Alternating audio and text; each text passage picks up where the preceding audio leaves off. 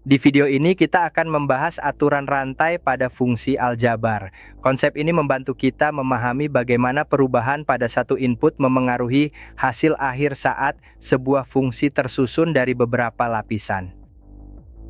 Aturan ini sangat penting, bukan hanya di kalkulus tetapi juga di komputasi modern. Nanti kita hubungkan langsung dengan automatic differentiation, gradient descent, simulasi fisika, dan backpropagation dalam AI. Intinya sederhana, jika sebuah keluaran bergantung pada fungsi lain di dalamnya, kita perlu melacak perubahan itu tahap demi tahap. Setelah itu kita akan masuk ke notasi Leibniz. Langkah operasionalnya, contoh soal, lalu melihat kenapa ide yang sama menjadi fondasi pembelajaran mesin. Mari mulai dari fungsi komposisi. Misalkan Y bergantung pada U, lalu U bergantung pada X. Artinya Y tidak berubah langsung karena X saja, tetapi melalui perantara U. Secara simbolik, kita bisa menulis Y sama dengan F dari GX. Fungsi di luar menerima hasil dari fungsi di dalam. Bayangkan perubahan X seperti dorongan kecil di awal proses. Dorongan itu masuk ke fungsi dalam terlebih dahulu, lalu hasilnya diteruskan ke fungsi luar. Karena perubahan bergerak berlapis, laju perubahan total tidak cukup dilihat dari satu turunan saja. Kita harus melihat seberapa sensitif lapisan luar terhadap lapisan dalam, lalu seberapa sensitif lapisan dalam terhadap X. Disinilah aturan rantai bekerja. Turunan total diperoleh dengan mengalihkan laju perubahan lokal pada setiap sambungan proses. Jadi kalau fungsi luar berubah cepat terhadap U, dan U juga berubah cepat terhadap X, maka Y terhadap X akan ikut berubah besar. Kalau salah satunya kecil, dampak totalnya ikut mengecil. Itulah ide inti aturan rantai. Perubahan global lahir dari perkalian perubahan lokal dari luar ke dalam. Sekarang kita tulis aturan rantai dalam notasi Leibniz. Jika Y bergantung pada U dan U bergantung pada X, maka dy per dx sama dengan dy per du dikali du per dx.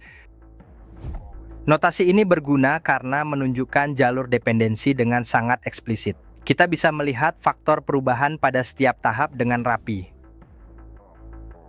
Untuk bentuk seperti gx pangkat n, kita anggap seluruh gx sebagai fungsi dalam. Turunan luarnya menjadi n kali gx pangkat n kurang 1. Lalu hasil itu masih harus dikalikan dengan turunan gx. Jadi yang dipangkatkan tidak langsung hilang. Fungsi dalam tetap dipertahankan dulu. Untuk fungsi rasional komposit seperti satu per bentuk aljabar tertentu, kita juga melihat lapisan luar terlebih dahulu. Lapisan luarnya adalah bentuk resiprokal, sedangkan isi penyebut menjadi fungsi dalam. Pada bentuk akar, misalnya akar dari suatu ekspresi, kita bisa menulisnya sebagai pangkat setengah. Dengan begitu, aturan rantai tetap berlaku tanpa mengubah ide dasarnya. Apapun bentuk aljabarnya, polanya sama. Identifikasi lapisan luar, pertahankan isi, lalu teruskan ke turunan fungsi dalam. Notasi Leibniz membantu kita membaca turunan komposit sebagai alur sebab akibat, bukan sekadar rumus hafalan.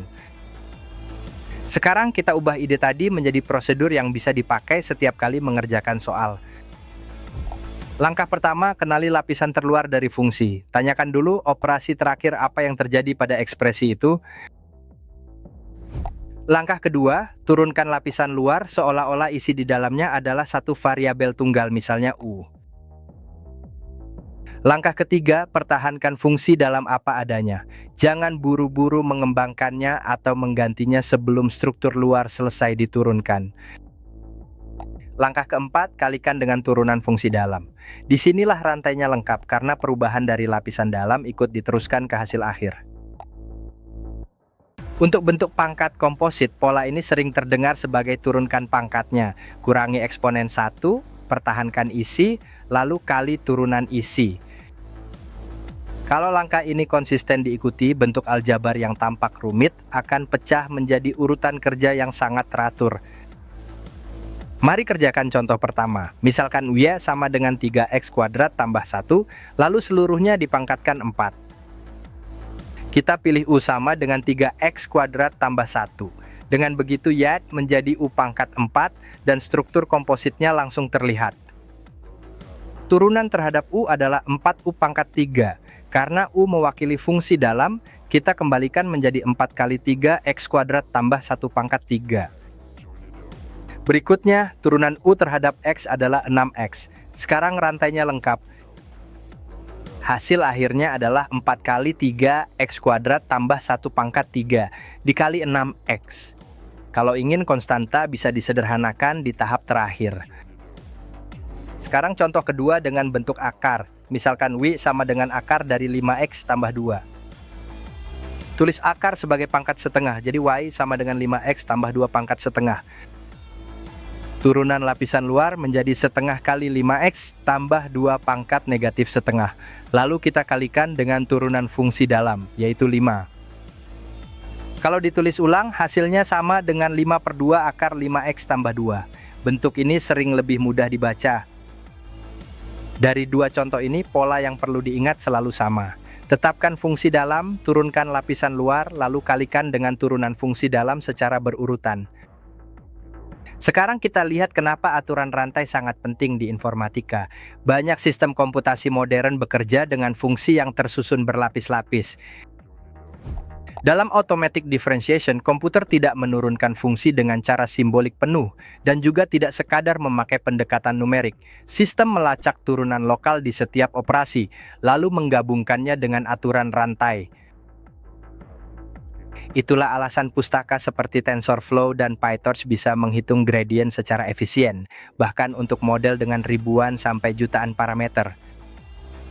Dalam gradient descent, kita perlu mengetahui arah perubahan fungsi kerugian terhadap parameter model.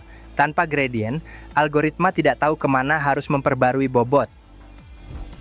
Aturan rantai memungkinkan gradien dari fungsi kerugian yang kompleks dipecah menjadi kontribusi lokal dari tiap parameter dan tiap operasi di sepanjang model.